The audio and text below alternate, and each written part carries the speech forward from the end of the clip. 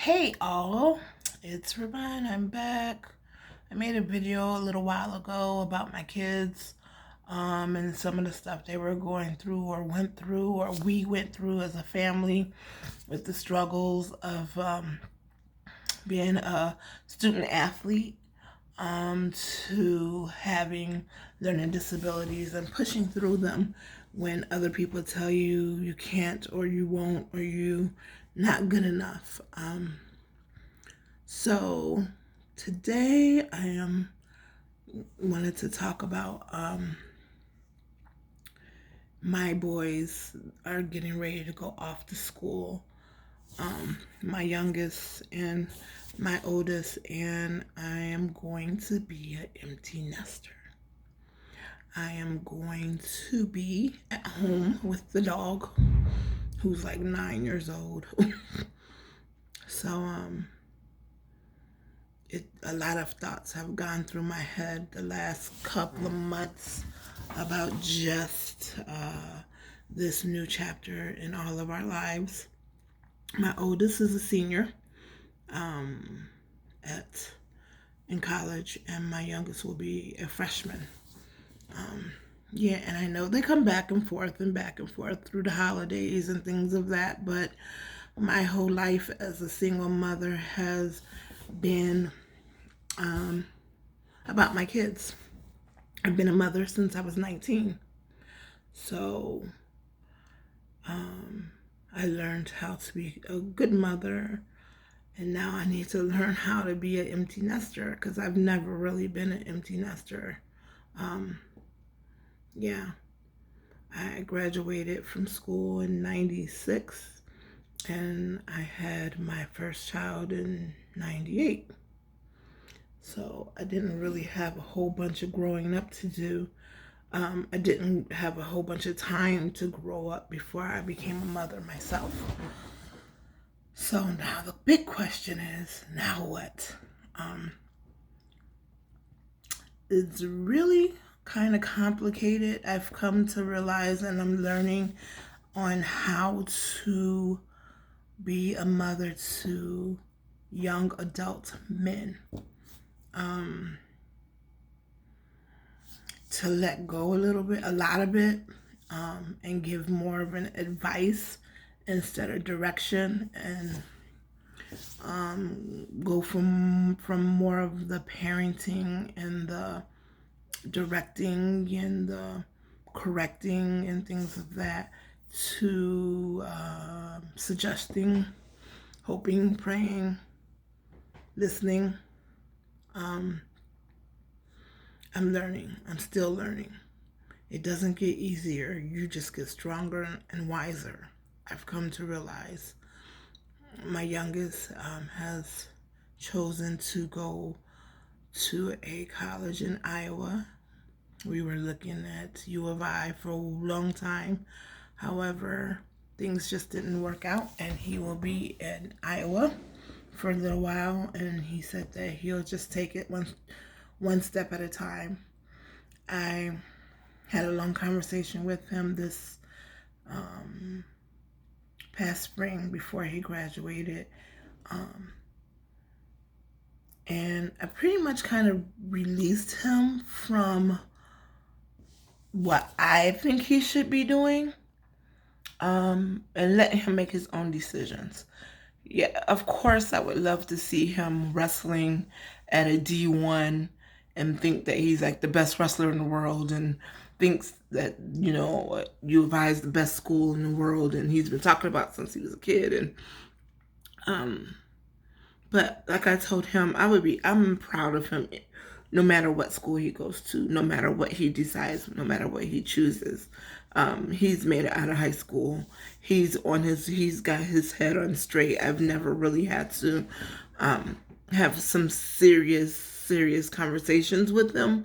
I've never had to like bail my kids out of jail or juvie or be in court for them or any of things like that. They're really good kids. I have really good boys.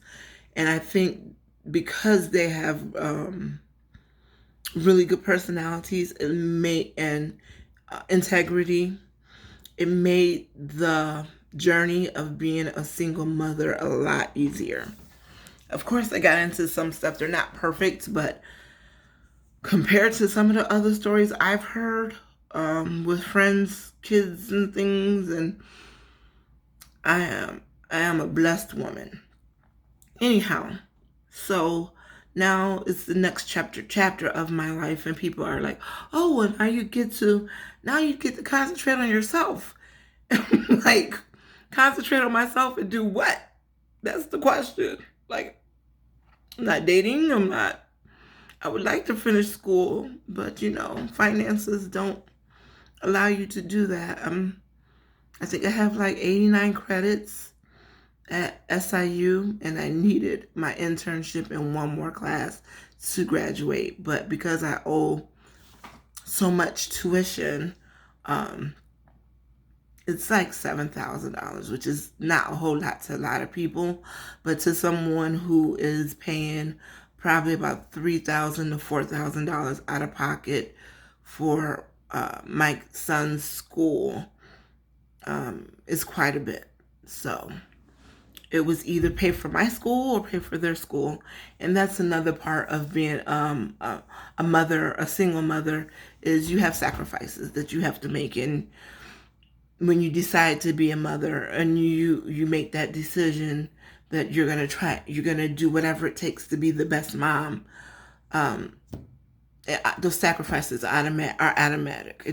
I don't even sit and think about, maybe I won't pay for his school and I'll pay for mine, or maybe I won't buy him some shoes and I'll buy me some.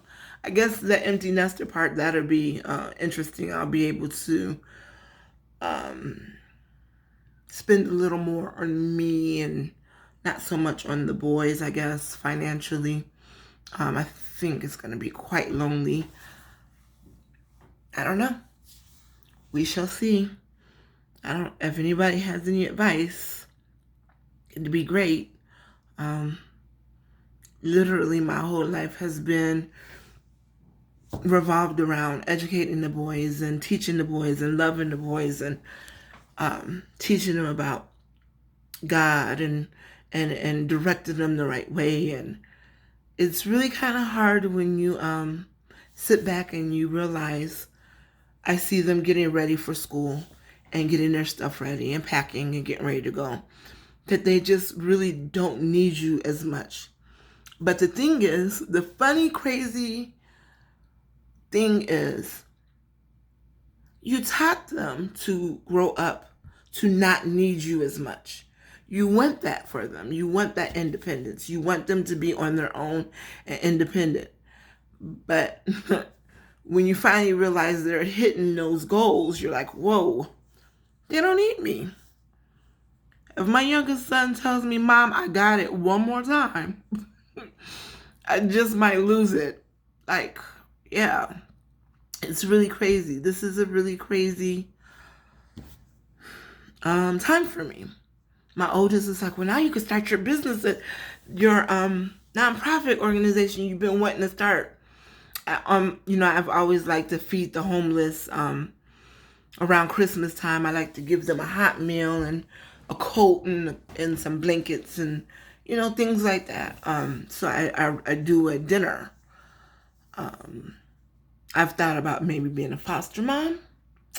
I don't know if I want to do that. I mean, I have the heart to do it. My problem would be, I think I would get connected to the kids that come in and out of my house so strongly that it'd be a little bit painful to see them go. And you don't really get to see the end result, like what do they grow up to be, or who did they become, or so anyway. Well, it will be exciting to see Philip wrestle at the next level. It's not D1. It's a D3 school, I think. So, but that's what he chose. That's what he's gonna pick. They both leave. Today is a weekend, so they leave this next coming weekend, and scary.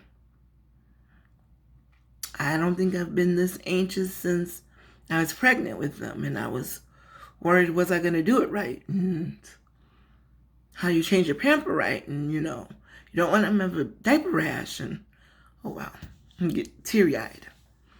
Yeah, so now I'm just anxious about starting this new chapter. So you guys just keep me in mind. Make some comments down there if you have any ideas or any suggestions on becoming a empty nester. I know it's not completely empty, that they'll be back and forth throughout the school year, but yeah, this is going to be an interesting one. Stay tuned. All right, guys. Peace out.